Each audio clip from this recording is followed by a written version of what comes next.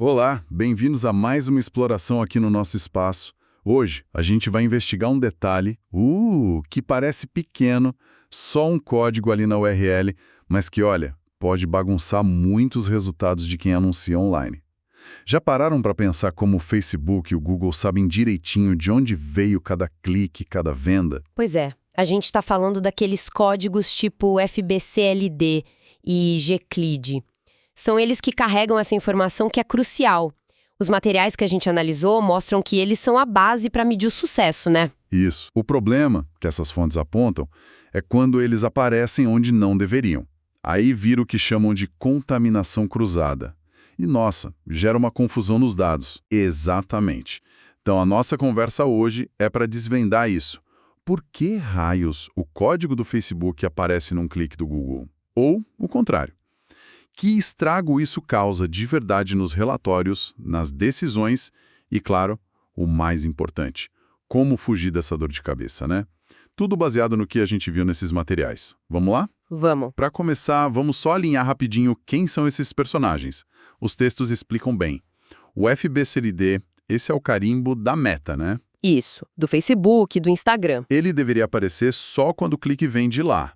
Em teoria, simples. E do outro lado, o GCLD. Esse é o do Google Ads. Ele entra automaticamente se o autotagging está ligado na conta, sabe? Ah, sim. Para rastrear o que vem das campanhas do Google. Exato. A lógica é a mesma, cada um no seu quadrado, para garantir que o mérito da conversão vá para a plataforma certa, sem dúvida sobre a origem. Tá claro. Agora vamos para o cenário que complica. O primeiro que os materiais descrevem. Imagina, campanha no Google Ads, rodando bonitinha, alguém clica, vai para a página de destino e... surpresa! Tá lá o FBCLID da Meta na URL. Às vezes junto com o GCLID, às vezes até sozinho. Pois é. As análises que vimos falam que isso é um sinal vermelho gigante. Alguma coisa no meio do caminho, um redirecionamento meio doido, um script na página, talvez um pixel da Meta. Aquele código de rastreamento. Interferiu onde não devia. E as consequências, olha, são bem mais sérias do que só um código a mais na URL, como os documentos mostram bem. O primeiro impacto mais óbvio: inconsistência na atribuição. Ah, atribuição? Exato. Ferramentas como o Google Analytics 4, o GA4, ou um CRM, ou uma plataforma de BI, podem simplesmente ler errado. Podem achar que aquele clique veio da Meta, quando na verdade a origem foi o Google. Imagina a bagunça que isso já causa na análise, né? Aquelas métricas que todo mundo acompanha. ROI, CPA... Nossa, nem me fala, afeta tudo. ROI, custo por clique, CPC, custo por aquisição, CPA, ROAS. A visão do funil fica toda torta. Como saber o que está funcionando de verdade? Complicado. E o pior, que as fontes destacam muito, é o impacto nas próprias conversões. Opa, aí a coisa fica séria mesmo. Como assim impacto nas conversões? Conta mais. Pode acontecer duplicação ou até perda de conversões nos relatórios. Uma venda que veio direitinho do Google Ads pode ser creditada para o Facebook lá no GA4, por exemplo. Caramba. E pior ainda, dependendo do modelo de atribuição que a ferramenta usa, último clique, primeiro clique, baseado em dados, enfim, essa conversão pode simplesmente sumir dos relatórios lá dentro da plataforma do Google Ads. O Google fez o trabalho, gastou o clique, mas não leva o crédito onde mais importa, que é na própria plataforma. E o efeito prático disso, que os materiais deixam bem claro, é que o Google Ads parece ter um desempenho pior do que o real, certo? Exato, fica subestimado. E por outro lado, a Meta acaba ganhando créditos por resultados que não gerou diretamente naquele fluxo. Já pensou ter que justificar um corte de verba no Google baseado num dado desses, que está contaminado? Nossa, perigoso. E imagino que isso afete a otimização automática também, né? Os robozinhos lá. Com certeza. Vê o efeito cascata que os documentos chamam a atenção, a otimização automática equivocada. Hoje em dia, as plataformas usam algoritmos super complexos, né? Eles aprendem com os dados de conversão para otimizar tudo. Lance, criativo, público. Sim, eles decidem onde botar o dinheiro. Isso. Se a informação que alimenta esses algoritmos está errada, as decisões automáticas também vão ser erradas. Não é só um número feio no relatório, é você ensinar errado para a máquina que está gerenciando a verba. Faz sentido. O Google pode acabar diminuindo o investimento no anúncio, que na verdade estava indo super bem, só porque as conversões dele foram marcadas com FBCLD lá na ferramenta de análise. Os materiais dão até um exemplo para ficar mais concreto, né? Tipo, uma venda de R$ 500. Exato. Se o clique veio do Google, mas a URL final tinha o FBCLD perdido, essa venda de R$ 500 pode aparecer como conversão tanto na interface do Google Ads, quanto se atribuir da meta no GA4 ou um relatório de BI. Ah, entendi. Aí no fim do mês... Um relatório consolidado pode mostrar R$ 1.000 em vendas, atribuídas, 500 para cada, mas só entraram R$ 500 no caixa. Calcular o ROI real vira um quebra-cabeça. Que confusão. Resumindo esse cenário, a presença do FBCLD, onde só deveria ter GCLD ou TMs do Google, né, não é um detalhezinho técnico. As análises que a gente viu tratam isso como um problema sério, que gera inconsistências graves, compromete a análise, os relatórios e, no fim das contas, a validade das decisões de mídia. Corrigir isso é fundamental para ter dados confiáveis. Entendido. Esse lado do FBCLD que invadindo o terreno do Google e as consequências ficou bem claro. Mas e o contrário? Os materiais falam se o GCLD do Google também pode aparecer, por engano, em cliques que vieram de anúncios da Meta, tipo Facebook, Instagram.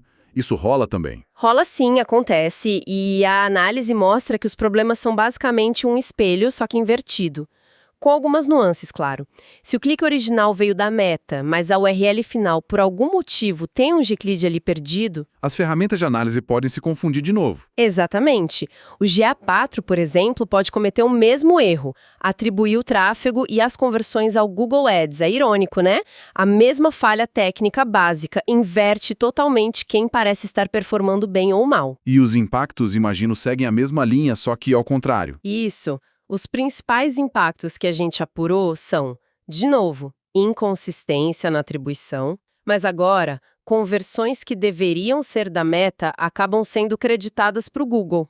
O que leva a... Uma inflação na performance percebida do Google Ads. O Google ganha um crédito que não é dele, fazendo parecer que as campanhas ou o canal estão melhores do que realmente são. E a Meta sai perdendo na foto. Exato. É a subestimação dos resultados da Meta Ads. Isso pode levar a decisões erradas, tipo cortar investimento em campanhas da Meta que, na verdade, estavam funcionando, mas tiveram suas conversões roubadas por esse GCLD perdido. E a otimização automática entra nessa dança também, imagino, só que do outro lado agora. Sem dúvida. A otimização automática equivocada ataca de novo. Nesse caso, os algoritmos do Google Ads podem ver essas conversões falsas que vieram da Meta, mas têm GCLD como um sinal de sucesso. E aí aumentam o investimento ali. Podem aumentar lances, orçamentos em campanhas que talvez nem merecessem tanto. Enquanto isso, os algoritmos da Meta, sem ver as conversões que realmente geraram porque foram para o Google, podem acabar diminuindo a verba ou a exposição de anúncios que estavam, sim, funcionando. É um ciclo vicioso baseado em informação torta. Mas como isso acontece na prática? Como um GCLD vai parar numa URL que veio de um clique no Facebook? Que causas prováveis os documentos apontam para essa situação específica? Olha, as fontes levantam algumas hipóteses técnicas que acendem um alerta sobre as configurações, sabe? Uma causa pode ser, por exemplo, uma landing page ou um sistema de redirecionamento que coloca o GCLD sem verificar a origem real do clique. Tipo, um erro de programação que não faz essa checagem básica. Entendi. Outra coisa que aparece bastante nas análises são scripts de análise, ferramentas de teste AB ou até plugins de otimização. Às vezes, eles podem lembrar o GCLD de uma visita anterior do mesmo usuário, que talvez tenha vindo do Google antes, e reaplicar numa seção nova que veio da Meta. Nossa, que coisa sutil. É sutil, mas acontece. E, por fim, algo que parece bem comum. Erros na configuração de parâmetros UTM ou dos templates de URL lá dentro da plataforma da Meta mesmo. Ah, erro humano na hora de montar a campanha. Exato. Se alguém, sei lá, copia e cola o meu URL de rastreamento do Google sem querer, ou configura um template de URL que inclui gclid nas campanhas da Meta, pronto, o problema está criado.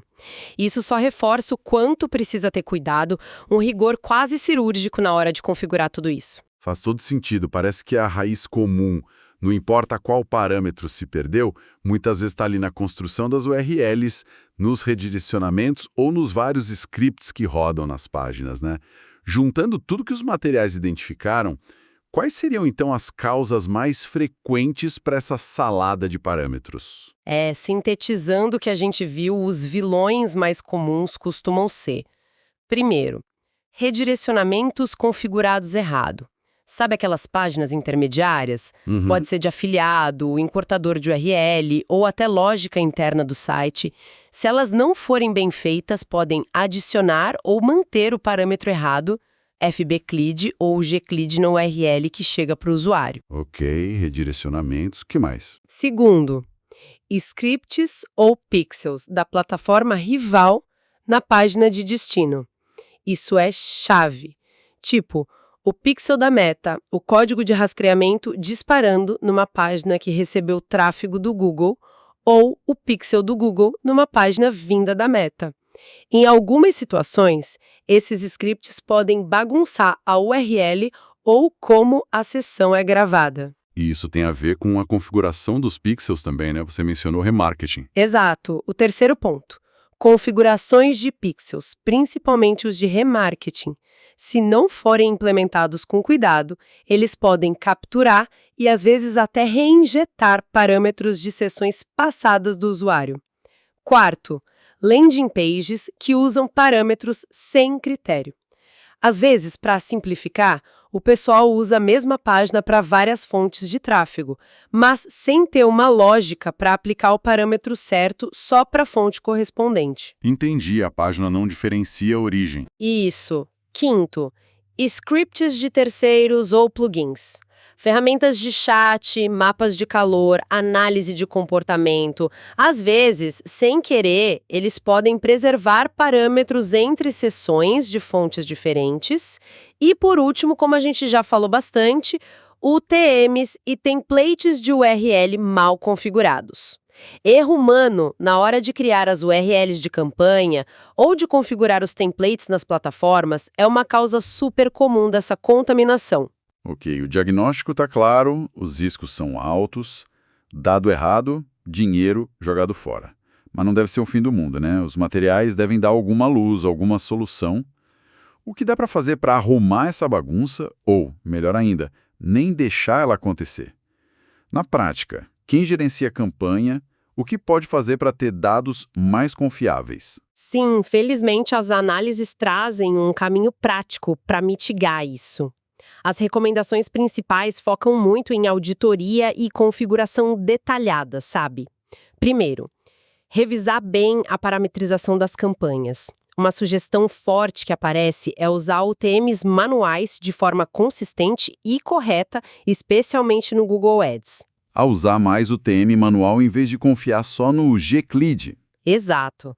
Porque as UTMs, Source, Medium, Campaign, etc., dão mais controle, mesmo que um parâmetro automático indesejado apareça, se as UTMs estiverem bem definidas, a identificação da origem fica mais forte, mais robusta. Segundo, auditar com lupa os redirecionamentos. Mapear todo o caminho do clique, do anúncio, até a página final e checar se nenhum passo intermediário está sujando a URL com o parâmetro errado. E sobre as ferramentas de análise como o GA4? Terceiro ponto importante, configurar a prioridade nessas ferramentas. Lá no GA4 ou em ferramentas de BI, dá para configurar para que as UTMs manuais tenham preferência sobre os parâmetros automáticos, FBclid, gclid, na hora de identificar a origem e atribuir as conversões. Muitas ferramentas permitem ajustar essa hierarquia, dar mais peso para a UTM. Interessante isso, usar o TM como a fonte da verdade principal sempre que der. Que outras dicas práticas os materiais trazem para a gente? Além disso, um ponto crucial: monitorar ativamente as URLs finais. Não é só configurar e esquecer. Tem que verificar periodicamente as URLs que realmente aparecem lá no navegador do usuário depois do clique. Dá para usar as ferramentas de desenvolvedor do navegador ou analisar logs do servidor para ver se tem scripts ou pixels da plataforma errada rodando nessas páginas. Vigilância constante, então. O do Google Ads e do gerenciador da Meta com o que você vê no GA4 ou em outras ferramentas. Se a discrepância for muito grande, é um cheiro forte de contaminação cruzada. E, por fim, a recomendação mais geral: fazer uma auditoria completa e periódica. Uma geral em tudo. Isso, revisar sistematicamente todas as URLs de campanha ativas, todos os redirecionamentos, todos os scripts de rastreamento, pixels, tags, tudo. Garantir que cada clique carregue só os parâmetros corretos da sua plataforma de origem. É um trabalho contínuo, tipo uma higiene digital mesmo. Fica muito claro, então, que um parâmetro fora do lugar não é só um detalhezinho técnico perdido na URL. Os materiais que a gente analisou falam mesmo num efeito dominó de erros, né? Um FBclid onde não devia no Google ou um Gclid perdido na Meta, realmente começa uma cascata de problemas. Afeta relatório, afeta budget, afeta a avaliação de canais inteiros. Precisamente. As fontes são bem consistentes nisso. É um problema conhecido de contaminação de parâmetros. E reforçam que corrigir isso não é perfumaria. É necessidade básica para quem quer calcular ROI direito, ter relatório que mostra a realidade e, com isso, basear a estratégia de mídia paga em dado válido. Nesse jogo, a precisão do rastreamento é tudo, né? E, com isso, a gente fecha essa nossa análise mais aprofundada de hoje. Vimos como esse rastreamento correto é vital no marketing digital e como esses pedacinhos de código FBclid e Gclid podem causar um estrago enorme quando vão parar onde não devem. O grande alerta que fica dos materiais é disciplina e higiene nas configurações de campanha, nos redirecionamentos, nos scripts e, claro, monitorar sempre para pegar essas inconsistências logo. E talvez sabe um pensamento para a gente levar daqui. Além dessa questão prática e imediata de corrigir os dados para os relatórios de hoje, vale pensar um pouco mais a fundo sobre essa dependência enorme que a gente tem dos algoritmos de otimização automática. Essas IAs que gerenciam orçamentos gigantescos sozinhas, elas aprendem e decidem com base nesses dados de rastreamento. O que será que acontece em grande escala quando essas máquinas superpoderosas são treinadas e otimizadas com base em informação que, no fundo, está errada? Por causa de um detalhe técnico, como um parâmetro fora do lugar. Será que isso, ao longo do tempo, pode estar distorcendo sutilmente não só a nossa visão sobre qual plataforma performa melhor, mas talvez até influenciando tendências de mercado, alocação de verba de um jeito que a gente nem percebe direito ainda? Fica essa reflexão, né, sobre a qualidade da base onde a gente está construindo tanta automação hoje em dia.